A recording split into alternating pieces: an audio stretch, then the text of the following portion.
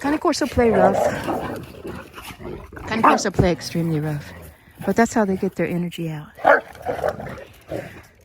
Come on. Come on.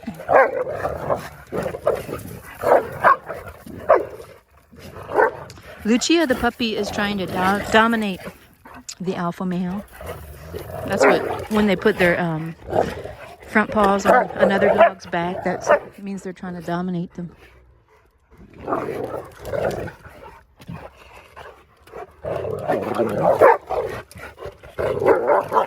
Look at the pit bull getting in the mix.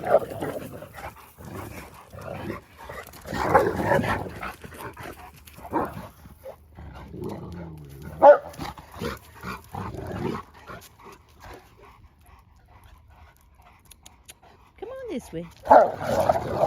Yeah, but y'all, some people, if they're new to the breed and they don't know the breed, they may misinterpret this as fighting. But it's not. And the reason I know it's not, see how her tail is neutral? Ozzy's tail is neutral. The fur is not sticking up on the back of their neck.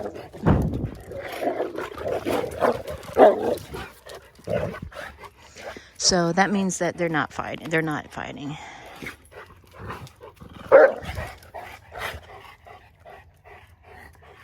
Ozzy. Hey, Papa. Good boy. Come on now. Come on this way. Gypsy. Yo. This is really gross, but my little pit bull puppy here, Gypsy. Gypsy, come here, baby. Let me see. Let me see your mouth. Oh, she is fat and happy. She's been eating a mouthful of deer poop. I got deer scat. Ozzy, what is it, baby? Got deer scat all over my yard. Ozzy, what is it, Papa? This is Ozzy. He's the alpha male, Cane Corso. He's my largest Cane Corso here. Gypsy is so... Look at her tail wagging. We had a really nice rain, really nice weather right now in Texas Hill Country. Lucia! Lucia's the puppy, Cane Corso puppy, 1-year-old. And Tux is the pit bull mix. Oh, sorry, I'm trying to get in focus there. What? Ozzy, what was it? What's it, Papa? Oh, but I gotta show you. This is so gross. So, I usually let the dogs, you know, they come out here after they all wake up. They come out here in the morning. And I usually take a minute to follow them out here because I'm getting my coffee together. And, hey, baby girl. So, I noticed it was really quiet, that Gypsy had been gone for a little while. Couldn't find her. She was all the way out here munching on something. And sure enough, it was deer poop. Well, so, you know, some dogs will just eat poop. A lot of them will eat cat poop. Let me see, what's Dolce eating? This is Dolce, if you're new to the channel. She's the dominant female Cane Corso. Dolce? Okay, she's eating grass. She's just eating grass. Okay. And Gypsy's eating some grass too. So, I've been trying to look up, you know, why dogs will eat deer poop or any other kind of poop, and I don't know. I get mixed information that's out there on the internet. Some sites will say it's because they, you know, they're nutrient deficient. I'm trying to show you.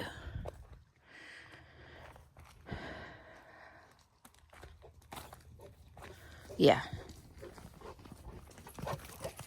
Yeah, right here. I tried to cover it up, but See, it's got the seeds in it. I don't know if anyone knows what kind of seeds those are. Let me know. But I believe that's from a deer. Look at her. Oh, she's like, oh yay, you uncovered it for me. Thank you. Look at her. She can't, it's like she can't get enough of it. Get out of it. No, no. Unbelievable. So Gypsy, the little pit bull puppy, she's the one that seems to enjoy eating deer poop the most. Oh, the other thing, whenever it rains, we get these rain lilies that pop up. They haven't flowered yet, but I try to pull them up because those are toxic to dogs, and I think the dogs avoid them for the most part, but what I'm worried about is if they're eating some nearby grass and they accidentally get a stem from it, and they ingest one of the leaves from a lily. Lilies are poisonous. I think pretty much all lily family plants are poisonous to dogs.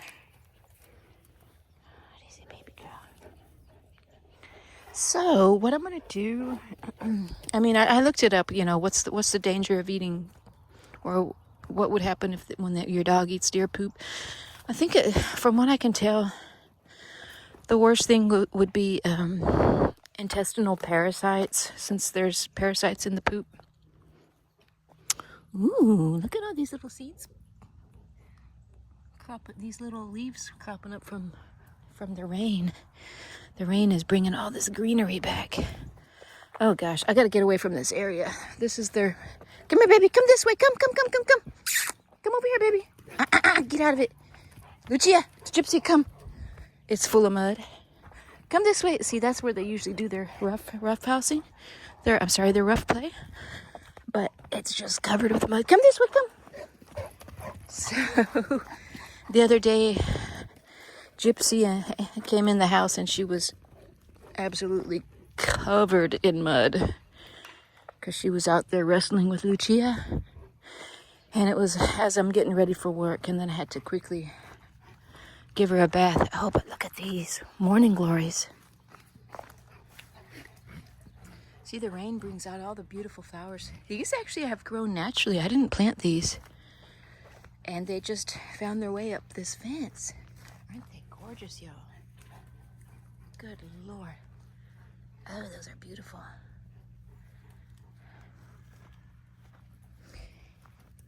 Gypsy. You little stinker, man. Okay, so what I'm going to do is I'm going to deworm Gypsy. She's been dewormed. I think it was a couple months ago I dewormed all of the dogs. I deworm all of the dogs every couple months or so. Because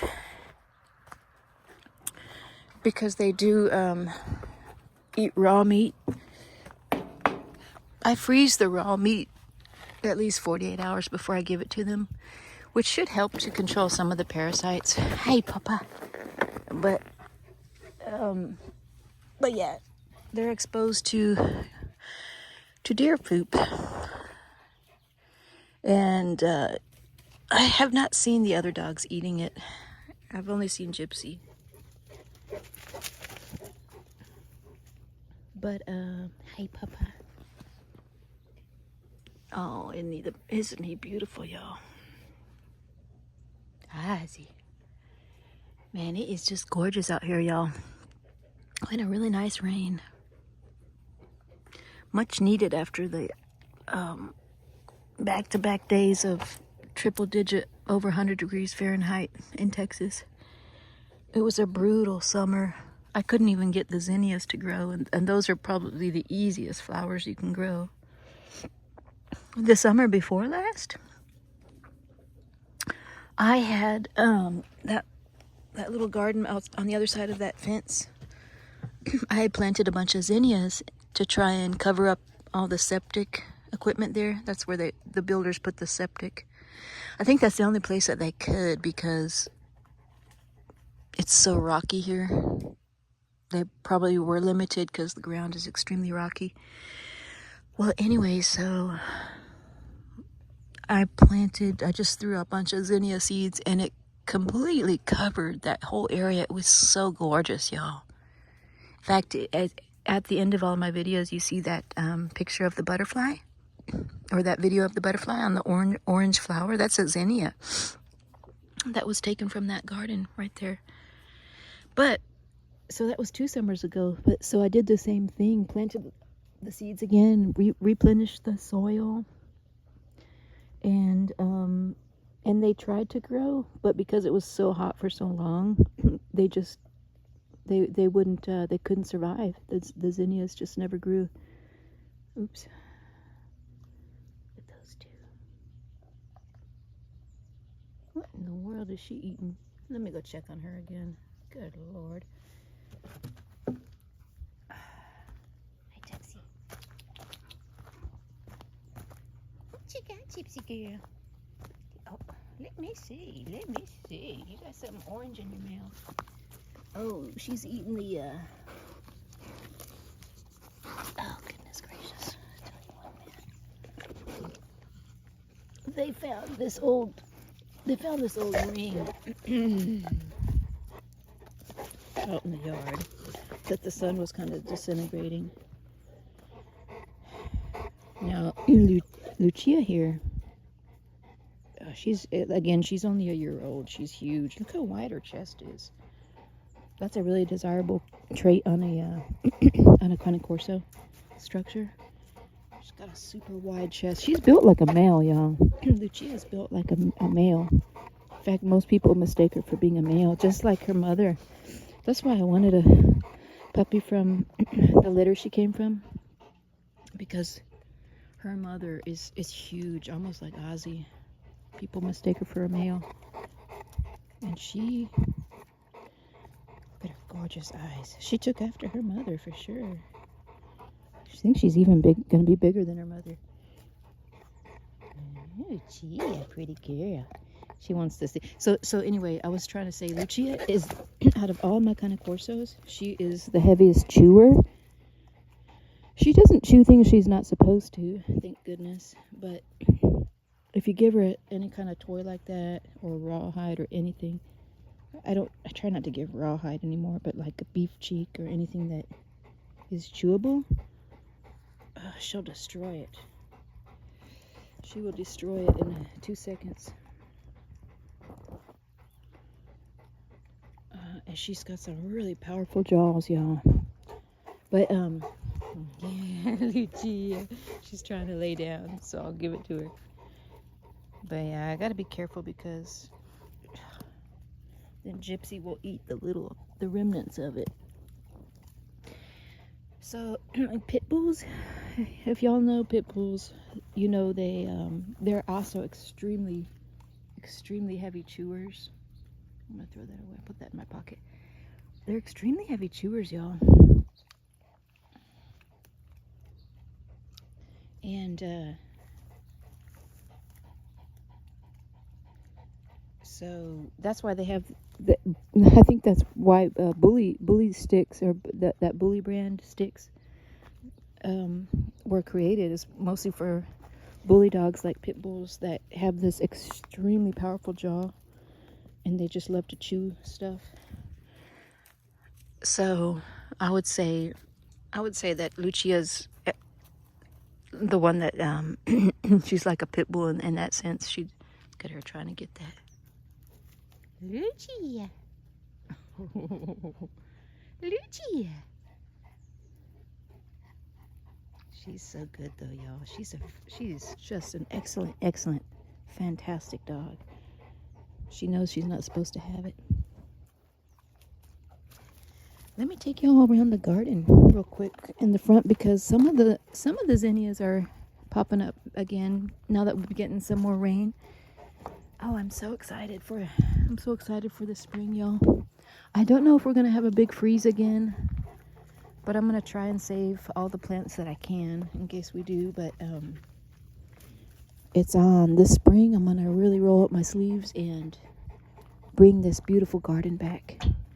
These are all those mammoth sunflowers. that they did survive most of the summer, but yeah, this is the garden bed where all the zinnias were. Oh my goodness, y'all. Look at this. These, I swear these weren't here 2 days ago, but some of these zinnia seeds are actually trying to grow now, and they look like they're going to be tall. These were all like 5-foot zinnias last summer. I'll try to crop in a video or a picture of what it used to look like 2 summers ago. But you couldn't see any of this septic equipment because they were so tall.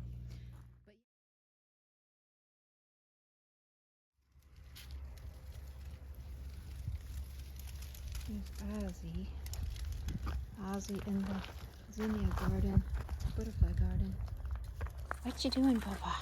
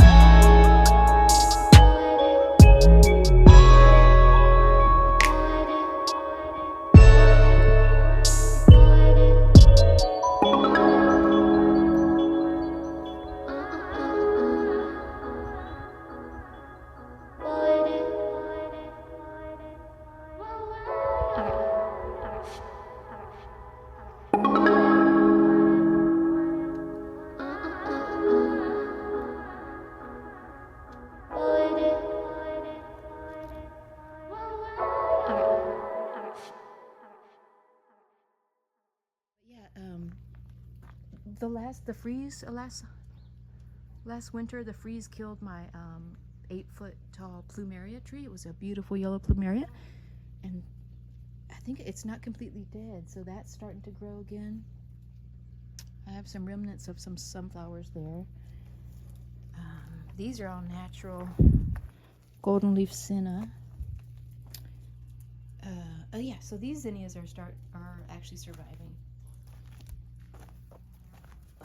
And then this is my plumeria. My friend from work gave me this plumeria, and it's really taken off.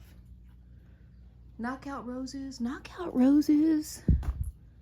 are, you can hardly kill knockout roses. They survive everything. They survived the harsh freeze that we had. That's my magnolia tree. Those are lemon. Oh yeah, let me show y'all. One of my favorite plants in the yard. It's a type of salvia. Isn't it gorgeous, y'all? Isn't it gorgeous?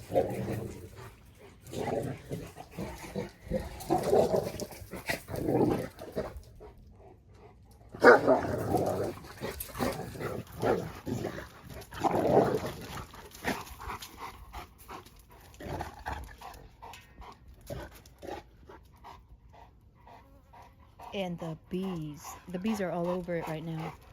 The bees absolutely love it.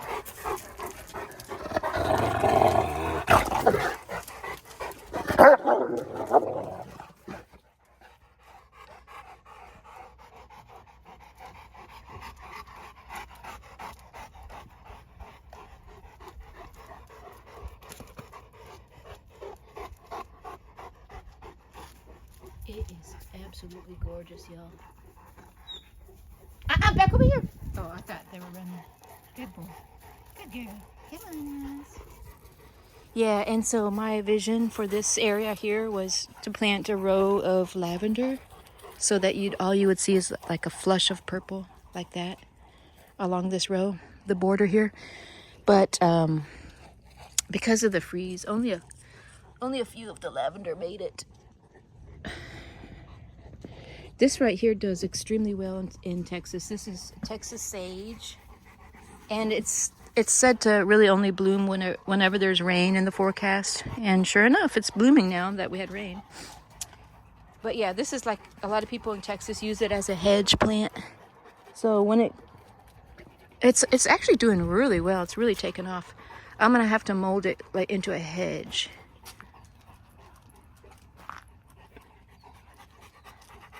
And so I'm gonna get more lavender for that border.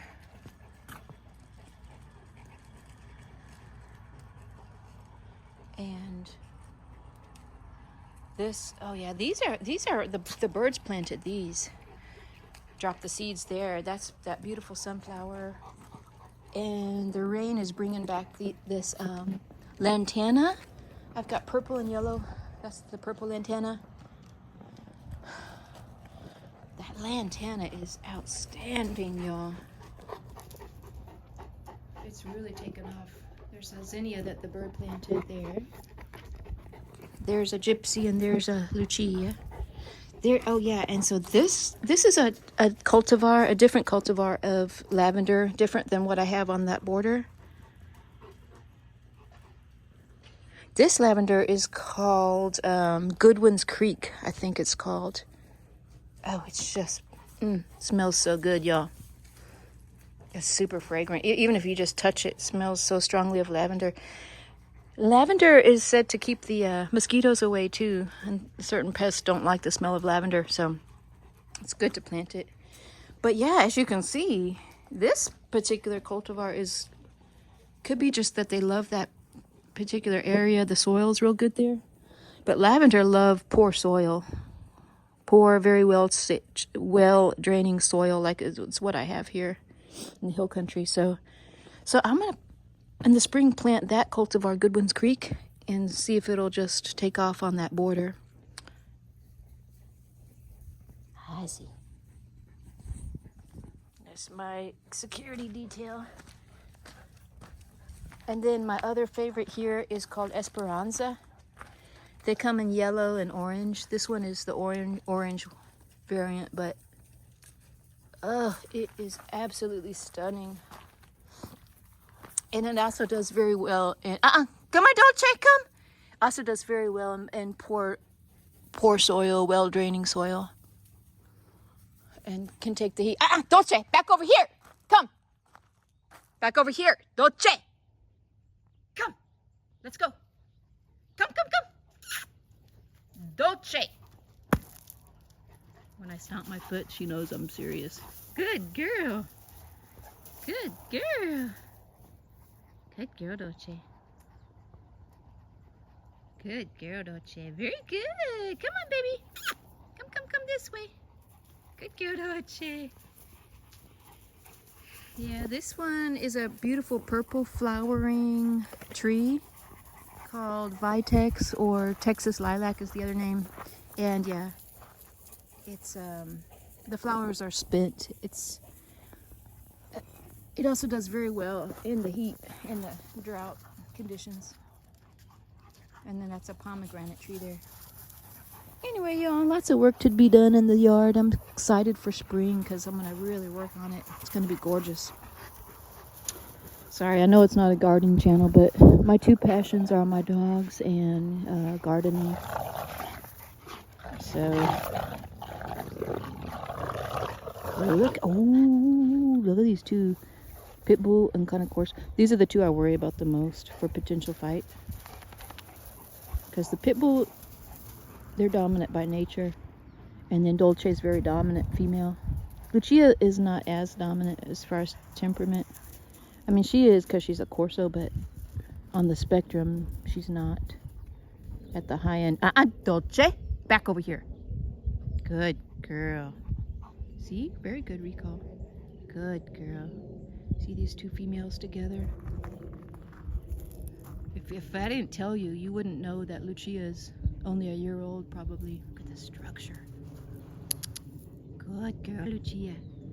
Yeah, Lucia is already taller than Dolce, Dolce's already done growing. She's going on 4. Come on, Dolce. Okay, look at the puppy. She's low crawling. She's about to do an attack. There she goes. She does that a lot. It cracks me up.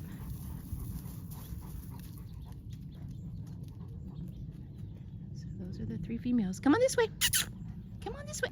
I'm gonna take them back up behind the fence here. Good girl.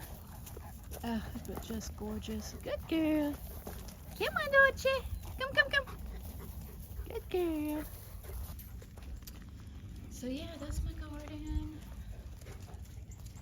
Oh yeah, the Texas sage. I'm also gonna plant a border here to match that border. The Texas sage that's growing along that face of the house. That'll make it more symmetric. And also, I tried to plant gladiolas there, but they just can't take the heat. That's a very hot area right there. So yeah, so anyway, that's kind of the plan for that. This grass is really starting to crop up here. It smells really fresh out here. Oh man, y'all. Too bad there can't be a scent that you can have the scent translate through the video, because one thing I love, like I work in San Antonio and I live here in the Texas Hill Country, which is about an hour north of San Antonio. Come. Ducks, let's go. Come, hurry. Who's hungry?